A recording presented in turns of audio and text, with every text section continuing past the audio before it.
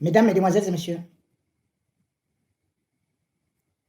avant même la mort de Martinez Zogo, je vous avais dit en exclusivité, 2 semaines avant, puis 4 jours avant, comment il allait souffrir. Après l'assassinat de Martinez Zogo, je suis venu vous donner en détail les tortures qu'il a eu à subir. Vous avez vu tout de suite que certains disent que le corps n'était pas décomposé. Mais l'examen post-mortem prouve que c'est complètement faux. Le juge d'instruction, dans son ordonnance, qu'elle soit fausse ou vraie, ne parle pas de l'expertise médicale. Or, en matière d'assassinat, la première des choses qui est considérée, ce ne sont pas les blablabla, c'est l'état du corps. On ne peut pas parler de torture alors qu'il y a assassinat. Surtout si cette torture, après l'examen des médecins légistes, prouve que la personne ne pouvait pas supporter.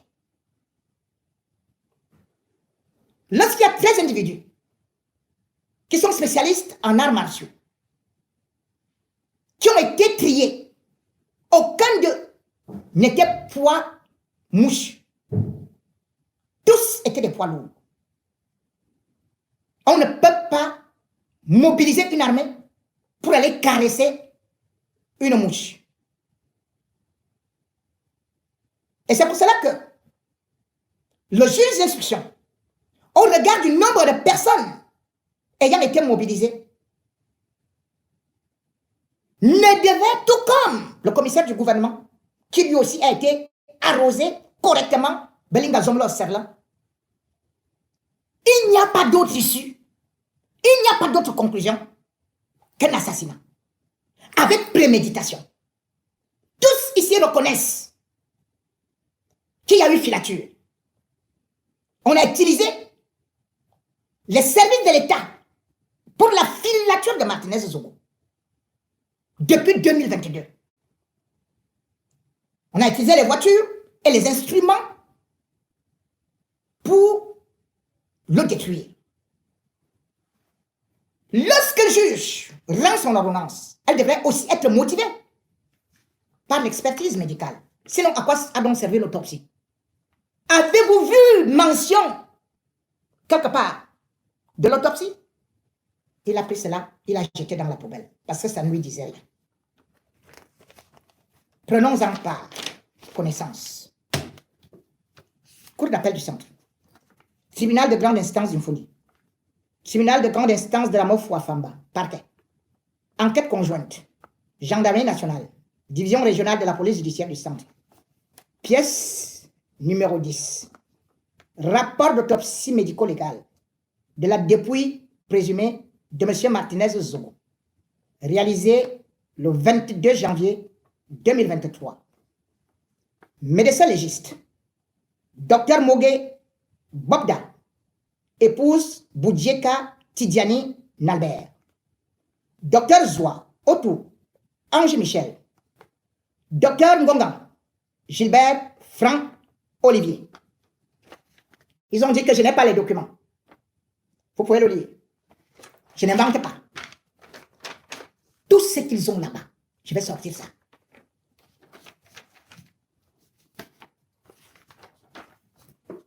Déclarons avoir accompli notre mission le 22 janvier 2023 à la morgue de l'hôpital central de Yaoundé, en présence de M. Mpaloua Collins, procureur du tribunal de grande instance d'Unfou, M. Ntiam, procureur du tribunal de première instance de Yaoundé, M. Ndoumbe Eteki Sigfred, substitut au procureur, des officiers de la direction régionale de la police judiciaire, des gendarmes de la Légion du Centre, de la compagnie et de la brigade d'Unfou. 1. Commémoratif. Le dimanche 22 janvier 2023, vers 9h, nous sommes appelés pour une découverte de dépouilles au lieu dit Eboko 3 par soi. Les riverains auraient découvert une dépouille en état de putréfaction non loin de la route. Selon les riverains, il s'agit de la dépouille présumée du journaliste Martinez Zogo, enlevé 5 jours auparavant. 2. Examen externe. Sur le lieu de la découverte, nous nous retrouvons dans un espace isolé, creusé par les camions pour les travaux de route à environ 400 mètres de la voie principale. Il s'y trouve le corps d'un sujet de sexe masculin, de race noire, en état de putréfaction très avancé, sur le sol, complètement nu, en décubitus dorsal. Les membres supérieurs sont étendus le long du corps. Nous observons la présence massive de larves d'âges différents. Tuméfaction généralisée avec protrusion de la langue et exophthalmie. Les cheveux sont en touffe, complètement décollés de la tête. Multiples lésions échymiotiques diffuses à explorer dans les meilleures conditions. Déchaussement des pommes, des mains et des pieds. Déchaussement des pommes, des mains et des pieds. Tuméfaction des organes génitaux externes. Bourse et pénis. Tuméfaction des organes génitaux externes. Bourse et pénis. Le corps est ensuite mis en condition dans un drap, puis une housse par les sapeurs-pompiers et transporté à la morgue de l'hôpital central de Yaoundé par les services de gendarmerie. En salle d'autopsie, le corps, après avoir été nettoyé et identifié par Madame Mungumbarga Crescence, épouse Ambombo, comme étant celui de Martinez Zogo, tante du défunt. Initialement, cette affirmation a été portée par ses cousins sur le lieu de découverte. À l'examen sur la table d'autopsie, il s'agit d'un individu de sexe masculin mesurant 172 cm sur la table d'autopsie, en état de putréfaction avancée. Il ne reste qu'une touffe de cheveux au milieu de la tête. Phénomène cadavérique. Un état de putréfaction très avancé. La présence massive de l'entomophone, larves d'âges différents et de tailles différentes. Épidermolyse quasi totale. La présence de liquide saigneux, nauséabond. Présence importante de gaz putréfactif. Bilan des lésions. Bilan des lésions. Tête et cou. Quelques lésions latérales, gauche du scalp. Exophthalmie importante. Échymose palpébrale droite et au-dessus de l'arcade sourcilière droite. Macération des lèvres échymotiques au niveau de la lèvre inférieure. Plaie délabrante d'une partie du pavillon de l'oreille gauche. Cavité buccale. Et dans son présence de plusieurs caries. Échymose des gencives et de la lèvre inférieure. La langue est tuméfiée et d'aspect noirâtre. Membre supérieur. Multiples lésions des membres. Large échymose prenant la face postérieure et antérieure des membres. Échymose des doigts, de la main droite et du dos des deux mains. Desquamation bilatérale des pommes des deux mains. Région thoracique. Multiples lésions du thorax. Multiples abrasions dorsales mesurant entre 2 et 3 cm de grand axe. Abrasion en forme d'arc de 4 fois 1 cm de long au niveau de la région sternale gauche. Abrasion accolée de tailles différentes, 3 à côté de l'aisselle gauche. multiples abrasions inférieures à 1 cm au-dessus du cadran supérieur du sein droit.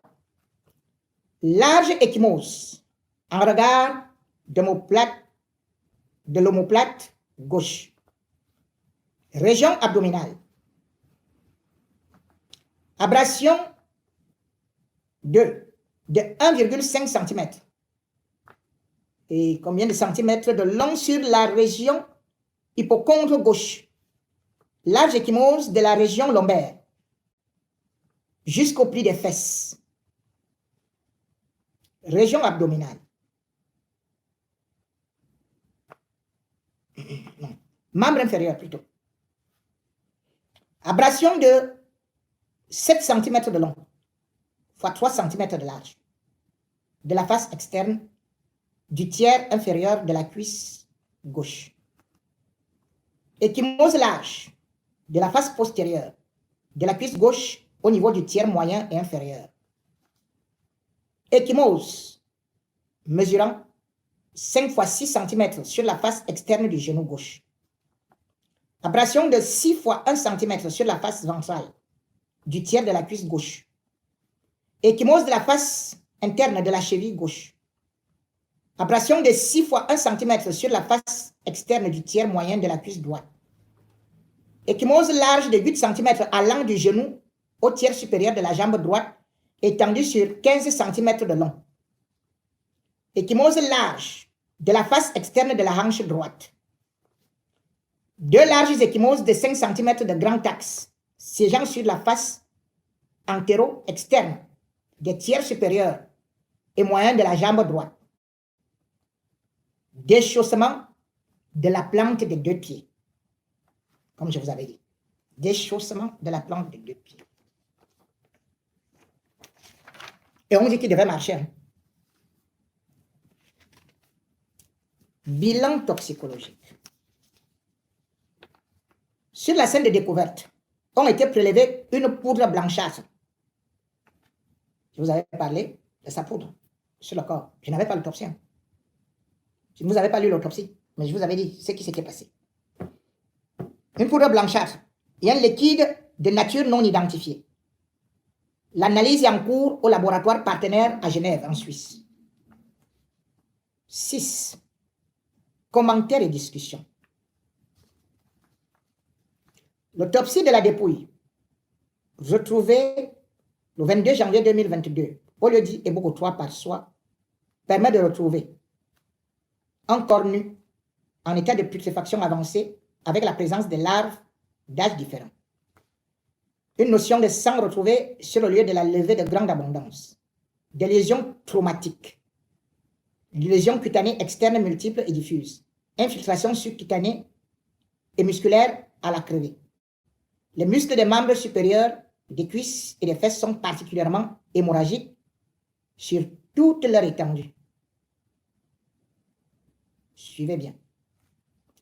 Un traumatisme anal avec lacération et ecchymose de la marge anale. Un traumatisme anal. Je vous en avais parlé quand? C'était en février. Où je vous confirmais cela. Entre-temps, le 21 janvier, avant qu'on ne découvre le corps le 22, allez regarder mes directs. Je vous avais dit qu'il a subi ce traumatisme, ce viol.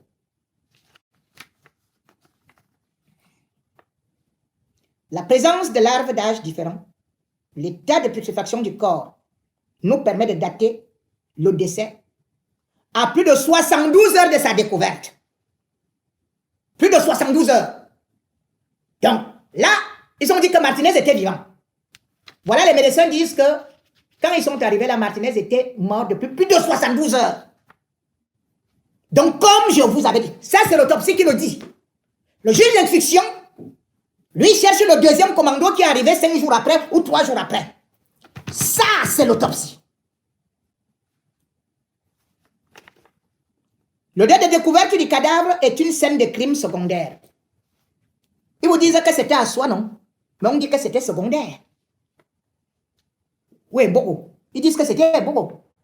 On vous dit et quand? L'immeuble est quand? Voilà l'autopsie qui dit que c'est-à-dire que c'est un secondaire. Quand ils sont arrivés, c'est secondaire. Le test ADN réalisé nous confirme en plus de l'identification de la famille qu'il s'agit effectivement du corps du nommé Martinez Zogo. Conclusion.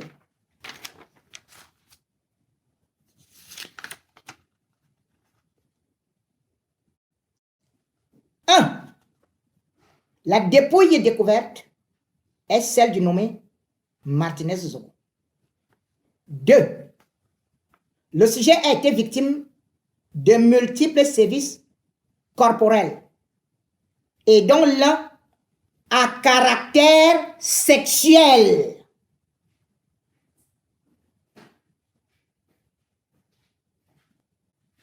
C'est pas Ngono qui le dit. C'est qui me traitait de menteur. C'est qui me traite de menteur. Depuis que j'ai dit cette histoire, depuis janvier, on n'avait pas encore fait l'autopsie. Voici l'autopsie que le juge Sikati confisque et refuse de publier ou de donner à la famille. La famille n'a pas cette autopsie.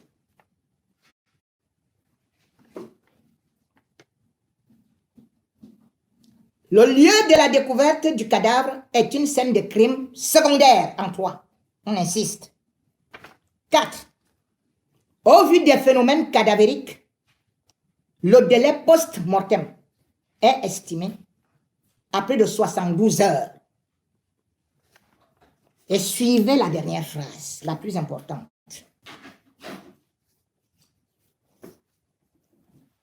Le décès est consécutif aux multiples violences subies.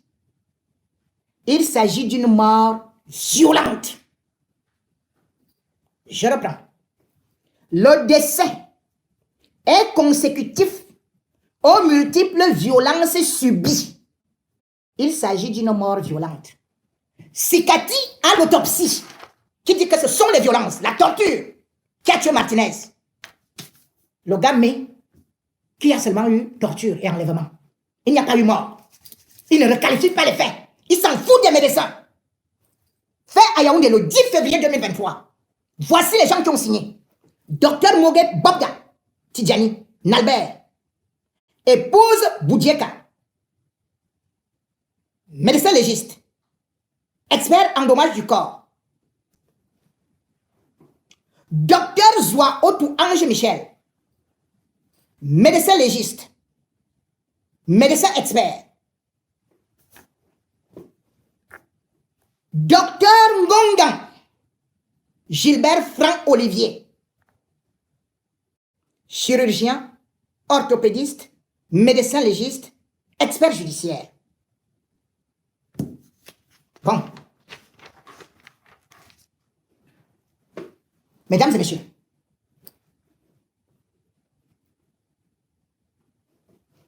au regard de cette cruauté, ces gens disent qu'ils ont laissé Martinez vivant.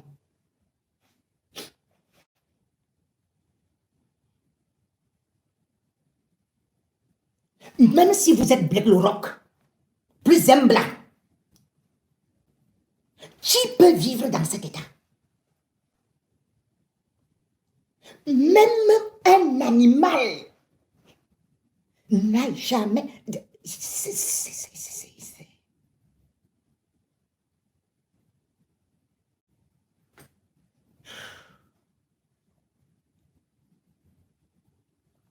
Et on cherche le deuxième commando. Les gars disent qu'ils ont fini le travail dans leur déclaration. On a fini le travail. Quand on finit le travail, c'est qu'il n'y a plus un travail à faire. Quand quelqu'un dit « j'ai fini mon devoir », est-ce qu'il y a autre chose à faire? Les gars disent « nous avons fini le travail ». Tous disent cela. Et on veut leur dire peut-être il y avait un deuxième commando. Oh, ils disent « ah oui, certainement il y avait un deuxième commando parce qu'on attendait et tout et tout ». Quelqu'un qui est vivant, vous pouviez aller le déposer devant sa maison. Les gens allaient le découvrir là si vous voulez qu'il s'en sorte. Vous pouviez le transporter pour le jeter devant l'hôpital central. Les gens allaient découvrir le corps. Enfin, l'homme qui a été torturé. Mais quand on dit que il faut faire taire quelqu'un, comment on fait taire quelqu'un? Si les journalistes, on prend le fer, on couvre la bouche. Quand on dit il faut faire taire quelqu'un, dans le langage de la mafia, les cadavres ne parlent pas. Quelqu'un qui parle comme Martinez Zogo. Donc vous partez le torturer à visage découvert. Vous dites que vous espériez qu'il allait arriver de lui-même et puis vous étiez en train de guetter s'il a réussi. L'autopsie dit qu'on a enlevé la peau de la plante des pieds, comme je vous avais dit. Comment quelqu'un peut marcher que vous avez enlevé la plante de ses pieds avec un morceau de fer que vous avez introduit dans les fesses? Vous l'avez violé, vous avez fait... Je comprends pas.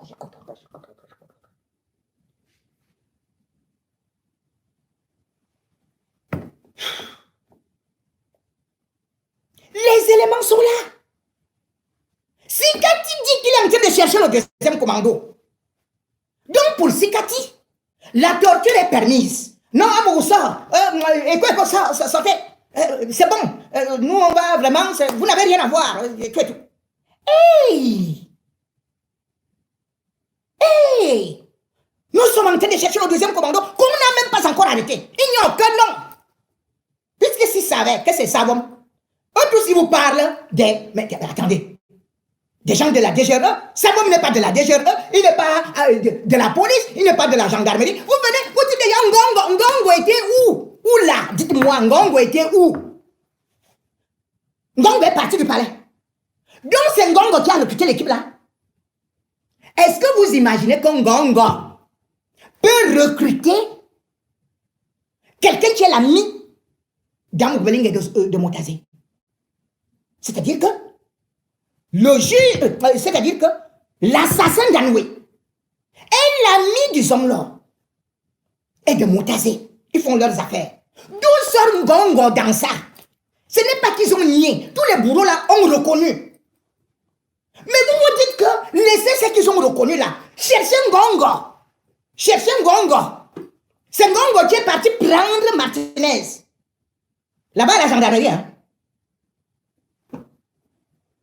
Vous n'avez même pas honte. On vous dit de travailler. Certains sont ici à Paris. Le travail, c'est les réseaux sociaux. Et ils n'ont jamais brandi une carte professionnelle comme voici dans un petit endroit où je travaille. D'autres sont là, ils dansent, ils disent qu'ils sont au service des milliardaires d'État, assassins, qui ruinent le pays. Ils se réjouissent. Mais ce que vous ne savez pas, c'est que l'argent du sang, il finit par attraper même vos enfants ou vous-même. Le sang de Martinez Zogo, le sang de ce martyr, le sang de ce journaliste qui avait ce talent, qui n'avait que cet atout de pouvoir dénoncer. Vous l'avez humilié, vous l'avez tué, vous l'avez assassiné, mais vous voyez, tout ce que vous avez entrepris n'a pas marché. C'est l'esprit de Martinez Zogo qui vous demande d'arrêter. Vous savez ce qui est arrivé à ceux qui ont tué mon pas là? C'était tantôt accident de circulation mort. L'autre va... Continuez à parler ici à Paris. Continuez à prendre de l'argent, à défendre l'indéfendable. À vouloir faire la diversion. Nous sommes là devant un crime d'État. Nous sommes là parce que l'État a aussi mis ses moyens. Amour Belinga est un homme qui vit dans les caisses de l'État. C'est un agent d'État, il a été espion. Il est espion. Il travaille avec tous les ministres du gouvernement et il est dans un clan qui veut prendre le pouvoir. Voilà quelqu'un qui vous dit qu'il a trahi son propre pays. Il prend les informations, il donne à un chef d'État étranger. C'est que tu dis non, tout ça là n'est rien, laissons-le, pars vite. Pars vite. Avec Belinga Serlan.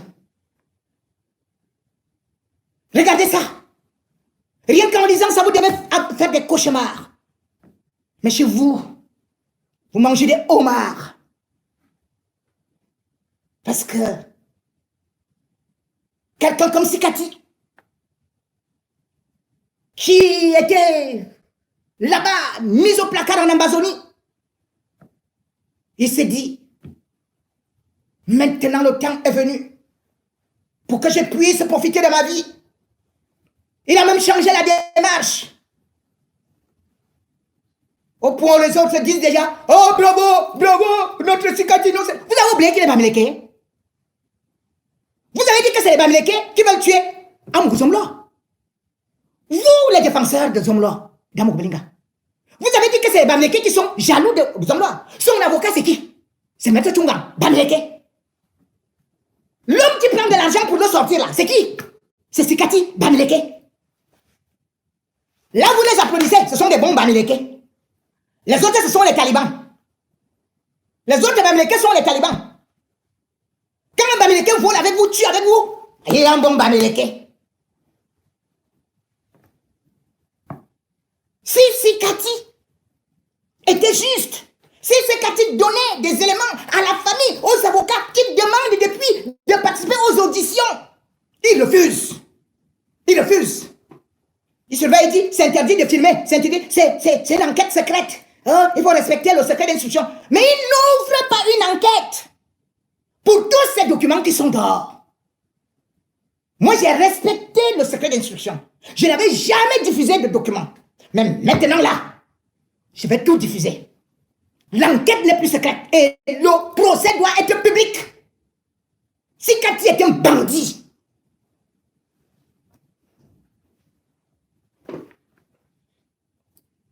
Et ceci, comme je l'ai dit, la famille de Martinez doit tout faire, au moins, pour demander pour faire ne serait-ce que les litiges. Peuple camerounais, soutenez cette famille, soutenez cette femme, soutenez ses avocats, pour qu'ils puissent venir même au Cameroun. Que la société civile prenne cette affaire en main.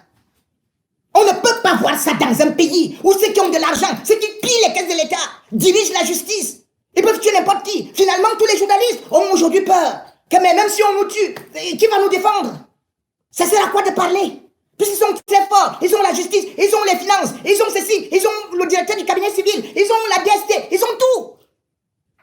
Peuple camerounais, sauvez ces enfants de Martinez Zogo, sauvez ces martyrs. Et aux avocats de Martinez Zogo, demandez une contre-expertise. Il faut des précisions encore, beaucoup plus poussées, sur l'autopsie. Cette autopsie dit déjà beaucoup de choses. Mais vous pouvez encore aller au-delà des IRM et consorts. Il y a d'autres méthodes. Et vous allez découvrir la barbarie dans l'état le plus absolu. La justice se fera. Si Kadi bandit, je te dis, ta vie, tu vas fuir le pays. Jour viendra où ça va changer. Jour viendra dans ta conscience, cet argent que tu as pris avec Belinga Serlin. Tous ces faussaires qui sont soi-disant greffiers, vous qui avez enlevé les pièces à conviction, vous ne pouvez pas tromper Dieu. Et il y aura une justice divine, tôt ou tard.